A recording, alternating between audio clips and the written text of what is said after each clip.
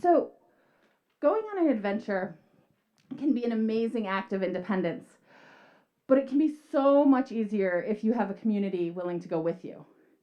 And if you have a community who adventures.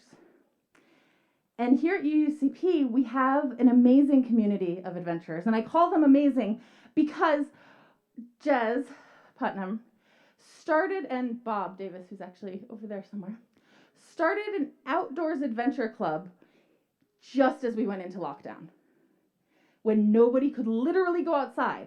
Not even like, oh, we're all stuck distancing. We weren't going outside.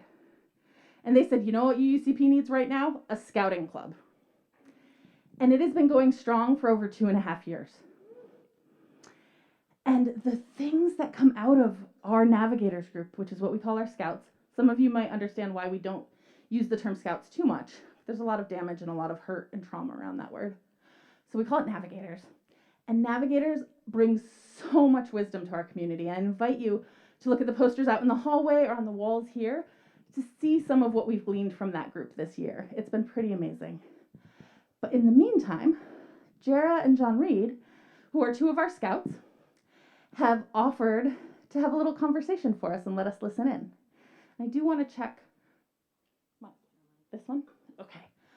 I think this is the last time I'm on the mic, so I'm going to hand you this mic to pass back and forth, okay?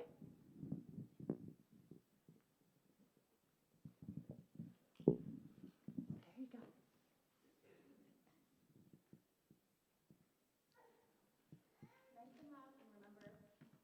Well, Jara, it's really interesting to be here with you today to talk about adventure.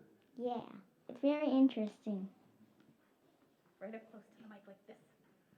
Like you're going to eat it. Yep. Oh, okay. How did you learn to be adventurous? Well, once we had like a giant front yard and I would really like to play with it and like collect stuff from it. And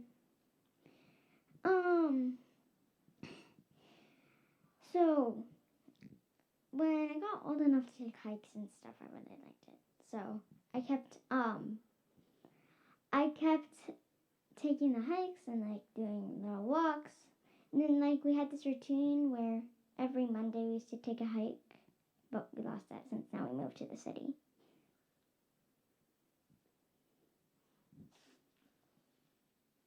How can I help you be adventurous?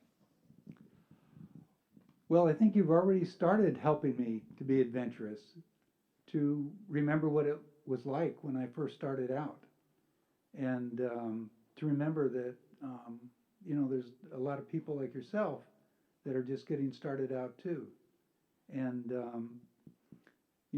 for me, it kind of gives me a focus that maybe I should spend more time with people like yourself that are just getting started, and share some of my adventures with you.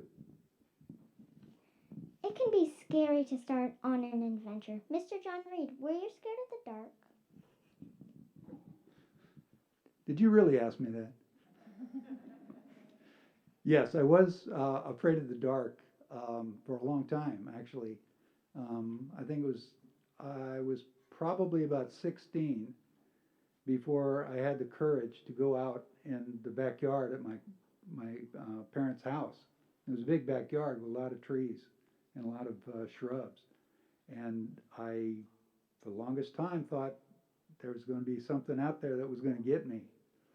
And my bedroom exited out to the backyard, and I was always afraid of something going on. Until one night, I just decided, mentally, I knew there wasn't anything out there. Emotionally, I was afraid.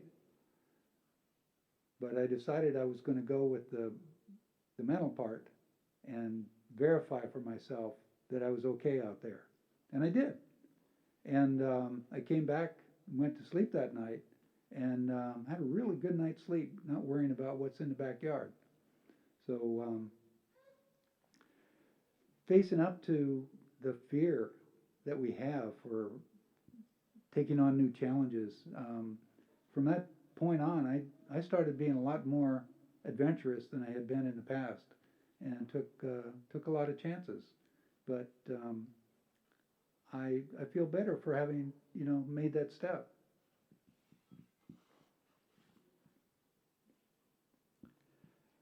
And I got a question for you. How did your favorite slip-ons get ruined? Well, one time, we decided to go on like this.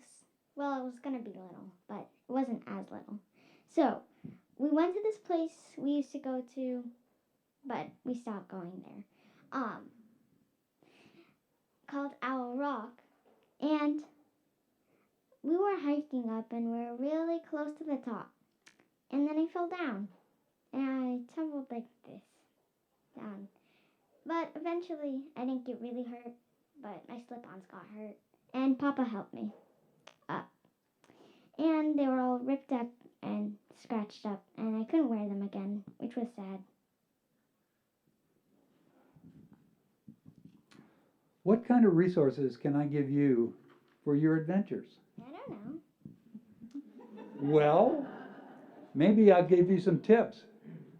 If you're going out on an adventure, always let somebody know where you're going and what time you're expected to be back. And if you're going on an adventure, plan ahead. See if there's anything that you missed on the last time you went on a hike that you want to remember to take with you this time. Maybe even make a list. I have a list in my backpack that I get out every time I go out because I forget things too often. So, other resources. Well, you're taking care of one of them right now. You go to our navigators. Yeah. Yeah, we learn a lot of cool stuff in there, don't we? Yeah. All right. Well, I think that just about wraps it up. Thank you for sharing this time with me. Yes.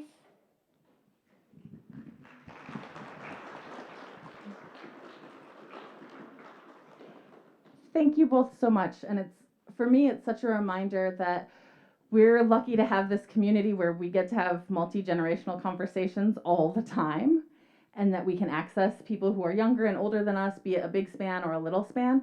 And a lot of us don't get to do that in the rest of our lives.